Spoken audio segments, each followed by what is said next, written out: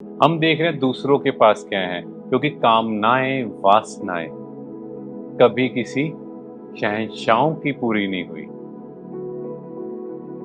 लोगों को बताना बंद करो, जी। क्योंकि जैसे हम लोगों को बताते हैं वो नेगेटिव बात स्प्रेड होती है, वो नेगेटिव एनर्जी क्रिएट होती है।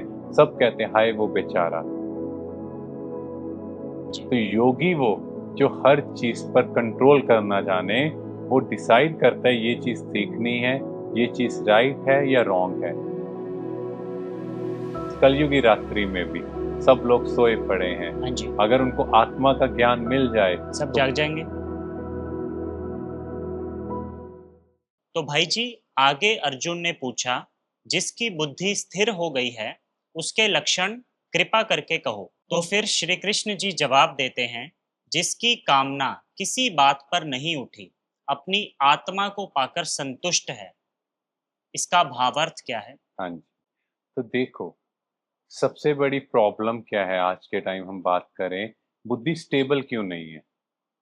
क्योंकि जो हमारे पास है उसमें हम खुश नहीं हैं। हम देख रहे हैं दूसरों के पास क्या है, क्योंकि कामनाएं वासनाएं कभी किसी शहंशाहों की पूरी नहीं हुई। जी। देखो, इच्छाओं का कोई एंड नहीं है। हाँ जी। इसीलिए जब तक जो मेरे पास है उसमें मैं खुश नहीं हूँ, तब तक मैं लाइफ में कुछ आगे बड़ा नहीं कर पाऊंगा, क्योंकि मेरी बुद्धि स्टेबल नहीं है। तो माइंड की स्टेबिलिटी के लिए मुझे जो मेरे पास है उसमें संतुष्ट होना है, पर इसके साथ साथ अपना बेस्ट देना है। उसमें ग्रोथ का चार्ट होना चाहिए। जी। यहाँ पर ये समझना है, कई लोग सोचते हैं कि जो है बस ठीक है ना, बैठ जाओ आराम से। नहीं, प्रोग्रेस तो चाहिए। ये आपको अपने आप को इम्प्रूव करना है। आपको बिजनेस में और वर्क प्लेस में हर जगह प्रोग्रेस की ओर जाना है, but with satisfaction and contentment. क्योंकि जब तक हम अपने अंदर से संतुष्ट और खुश नहीं हैं, तब तक जो मेरे पास रिसोर्सेस हैं और जितने दिन मैं उन चीजों में वेस्ट कर रहा हूँ, उन साधनों का सुख नहीं ले पा रहा जी। हूँ, तो क्या होगा? जिस दिन मैंने उस ड्रीम को अचीव कर भी लिया, बट मैंने अपनी हेल्थ तो खराब कर दी। हाँ जी। कितने साल मैंने अपने लाइफ के वेस्ट कर दिए। तो इसीलिए जो मेरे पास आज है उसका सुख लेना स्टार्ट करें, उसके साथ साथ अपनी प्रोग्रेस की जर्नी को भी कंटिन्यू करें। तो आगे श्री कृष्ण जी कहते हैं, जिसका मन दुख में घबराता नहीं, जिसे सुख में प्रसन्नता नहीं। इसके पीछे का अर्थ? देखो, लाइफ में बहुत इंपॉर्टेंट है पेशेंस।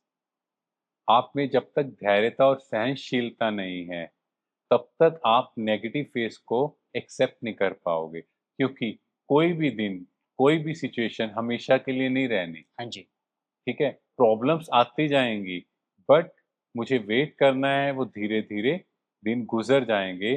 जैसे एक बार की कहानी है कि अकबर ने बीरबल को कहा कि तुम इस दीवार पर कुछ ऐसा लिख दो जिसे पढ़कर मैं दुख में दुखी ना हूं और सुख में बहुत सुखी फील ना करूं। तो बीरबल ने क्या लिखा कि ये दिन गुजर जाएंगे। मतलब जब आपके पास सुख है तो ऐसा नहीं सुख के अहंकार में आ जाए, और जब दुख है तो ऐसा नहीं कि ये दिन हमेशा रहने वाले हैं। कई बार हम बहुत नेगेटिव हो जाते हैं।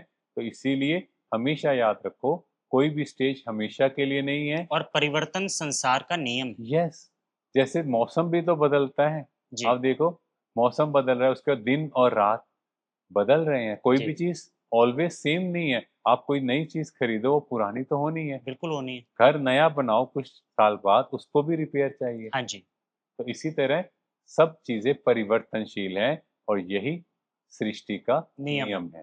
तो आगे श्री कृष्ण जी ने कहा, जो शुभ वस्तु से हर्षित नहीं होता और अशुभ प्राप्ति में शोक नहीं करता, ना किसी से राग और द्वेष है। इसका भावार्थ? तो देखो, हम सब क्या चाहते हैं? मेरी पसंद की चीज मुझे मिल गई तो बहुत खुश, मेरी पसंद की चीज नहीं मिली तो उदास। उदास हो जाते जैसे हैं। आजकल हम देखें तो सोशल मीडिया पर क्या चल रहा है?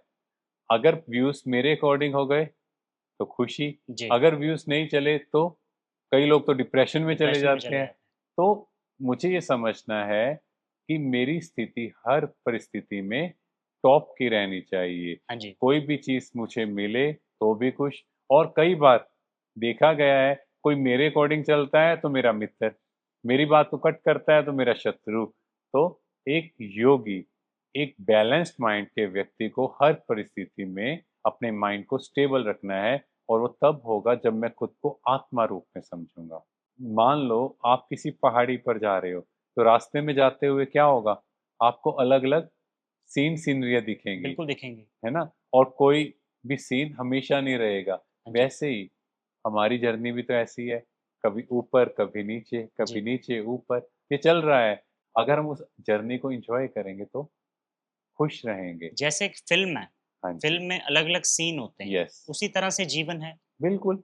और आप उस फ़िल्म का कोई भी सीन चेंज नहीं कर सकते, so I need to accept it. जो हो रहा है वो अच्छा हो रहा है, और जब आप एक्सेप्ट करोगे, एक मूवी की तरह देखोगे, तो आप खुश रहोगे। जी, तो आगे श्री कृष्ण जी ने कहा, हे अर्जुन, जैसे कछुआ अपने सब अंगों को सिकोड़ लेता है, तो इसके पीछे का अर्थ? हाँ जी, तो कछुआ क्या करता है, जैसे ही कोई प्रॉब्लम आती है, वो देखता है कि मैं इसको फेस नहीं कर पाऊँगा, तो अपने ऊपर की बॉडी के जो कवरिंग है, उसके अंदर अपने सारे बॉडी पार्ट्स को सेव कर लेता है, जी। और कोई भी उसको कुछ नहीं कर पाएगा, क्योंकि वो इतना हार्ड है। इवन हाथी भी उसके ऊपर पाँव रखेगा, तो भी कछुए को कुछ नहीं होगा। हाँ जी। तो इसी को हम प्रैक्टिकल लाइफ़ में देखें, देखो कई बार हमारी लाइफ़ में कुछ फेलियर आता है, तो वहाँ पर हमें कुछ टाइम अपने आप को देना है, रेस्ट करना है, चेक करना है कि कहाँ मेरे अंदर कमी थी, और फिर बाउंस बैक करना है। जी। पर हम क्या करते हैं, उस नेगेटिव सिचुएशन को इतना अपने ऊपर डोमिनेट करने देते हैं, और फिर उस नेगेटिव सिचुएशन में फिर से उस प्रॉब्लम में घुस जाते हैं, और अल्टीमेटली कोई क्रक्स नहीं निकलता। तो जैसे यहाँ एक कछुए को भी पता है कैसे खुद को प्रोटेक्ट करना है, तो यहाँ ये एक शक्ति है, विस्तार को संकीर्ण करने की शक्ति, मीन्स बड़ी बात को छोटा कर दो। जब भी कोई प्रॉब्लम आए, उस प्रॉब्लम को डिस्कस नहीं करो, एक दूसरे को बताओ नहीं, बल्कि अगर हम उस बात से डिस्कनेक्ट करते हैं, तो बात हमें बहुत छोटी लगेगी। या फिर जल्द से जल्द उसका समाधान कर दो। यस, बट लोगों को बताना बंद करो, जी। क्योंकि जैसे हम लोगों को बताते हैं, वो नेगेटिव बात स्प्रेड होती है, वो नेगेटिव एनर्जी क्रिएट होती है, सब कहते हैं हाय वो बेचारा। तो वो एनर्जी कहीं न कहीं हमारी हीलिंग में इफ़ेक्ट डालती है। जी।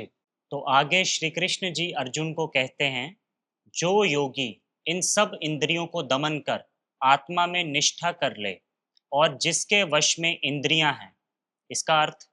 देखो आज के टाइम जितनी भी प्रॉब्लम्स हैं वो क्यों हैं? क्योंकि हमारा खुद पर कंट्रोल नहीं है। कई लोग लड़ने के बाद कहते हैं काश मैं उस समय शांत होता, काश मेरा हाथ ना उठता, काश मेरे मुख से ये बात ना निकलती, काश मैं ये चीज़ ना देखता, काश ये मैं बात ना सुनता। और इसी तरह हेल्थ इश्यूज़ हैं, वो क्यों हैं? पता है कि मुझे मीठा नहीं खाना, पता है फ्राइड अच्छा नहीं है, पता है ये बाहर का अच्छा फूड नहीं है, पता है ये मेरी हेल्थ के लिए ठीक नहीं, जी। फिर भी अपने पर कंट्रोल नहीं है। हाँ जी। तो योगी वो जो हर चीज़ पर कंट्रोल करना जाने, वो डिसाइड करता है ये चीज़ सीखनी है, ये चीज़ राइट है या रॉन्ग है, और जो राइट है उसी को फॉलो करे। जी।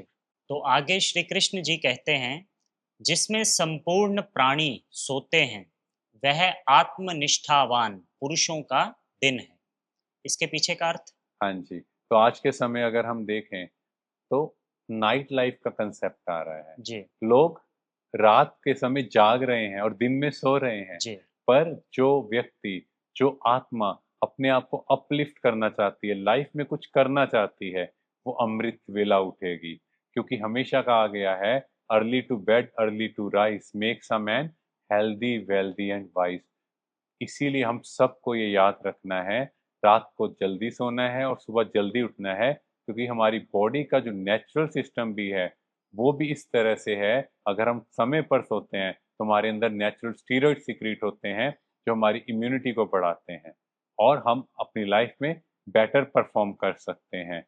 और वैसे भी अगर देखें, इस कलयुगी रात्रि में भी सब लोग सोए पड़े हैं। हाँ जी। अगर उनको आत्मा का ज्ञान मिल जाए, सब तो जाग जाएँगे? यस, तो एक तरह से आत्मा रूपी दीपक का ही तो एक कंसर्न है, जैसे ही वो दीपक जगेगा, आपके लिए इस दुनिया में उजाला ही उजाला हो जाएगा। आत्म जागृति यस, आत्मज्ञान से ही होगी। बिल्कुल। तो आगे श्री कृष्ण जी ने अर्जुन को समझाया, जिसकी इंद्रियां वश में नहीं, उसकी बुद्धि स्थिर नहीं हो सकती और आत्मा के ध्यान का अधिकारी नहीं हो सकता। इसके पीछे का अर्थ? देखो, जो हमारी ये 5 कर्मेंद्रियाँ या सेंसेस कहे, जब तक हमारा इस पर कंट्रोल नहीं है, ये भागती जाएँगी, तो हमारी बुद्धि स्टेबल नहीं होगी। और जब तक मेरी बुद्धि स्टेबल नहीं है, तो आत्मा जो मालिक है इस शरीर की, वो कैसे कंट्रोल करे? जी, तो अगर हम अपने भोजन का ध्यान रखें, जो हम देख रहे हैं, सुन रहे हैं, वैसा हम बनते जा रहे हैं। जैसे आप एक लाइब्रेरी में जाओगे, आपको वही बुक मिलेगी जो वहाँ अवेलेबल है। हाँ जी, ऐसे यहाँ पर भी जो आप कंटेंट देख रहे हो, सुन रहे हो, वही जमा होता जा रहा जी, है। तो अगर आपने इतना नेगेटिव गलत कंटेंट देख लिया, पढ़ लिया, तो क्या होगा? मेरी बुद्धि डिस्ट्रैक्ट होगी। अगर बुद्धि डिस्ट्रैक्ट हो गई, तो फिर ऑटोमैटिकली मेरा ध्यान नहीं लगेगा। और कई लोग कहते हैं कि हम बैठते हैं 2-2 घंटे पर हमारा ध्यान नहीं लगता, जी। पर ध्यान जाता कहाँ है? कहीं तो जा रहा है कहीं ना, तो जा रहा है ना, किसी लीकेज न है किसी कहीं न से कहीं। कनेक्ट हो रहे हैं। मतलब कुछ न कुछ गलत इन्फॉर्मेशन, चाहे वो भोजन से जो हम फूड कंज़्यूम कर रहे हैं, या आत्मा का भोजन, वो है जो देख रहे हैं, सुन रहे हैं, जो इन्फॉर्मेशन कलेक्ट कर रहे हैं। तो उस भोजन का मुझे ध्यान रखना है, और जब तक उस भोजन को ठीक नहीं करूँगा, तब तक मैं परमात्मा से कनेक्ट नहीं कर सकता। शुक्रिया भाई जी। Thank you. तो आज दूसरा अध्याय समाप्त हुआ और आगे हम तीसरे अध्याय की ओर बढ़ेंगे और आज के इस अध्याय में हमने जाना कि हमारा माइंड स्टेबल क्यों नहीं है। क्योंकि कहीं न कहीं वेस्ट थॉट्स, वेस्ट का चिंतन, कुछ ना कुछ ऐसी चीज़ें हम कर रहे हैं, जिस वजह से जो हमारे जीवन में परिवर्तन आना चाहिए, वो नहीं आ रहा और भोजन का भी इसमें बहुत बड़ा रोल है। तो आप सब अपने भोजन का भी विशेष ध्यान रखें। तो मिलते हैं तीसरे अध्याय में।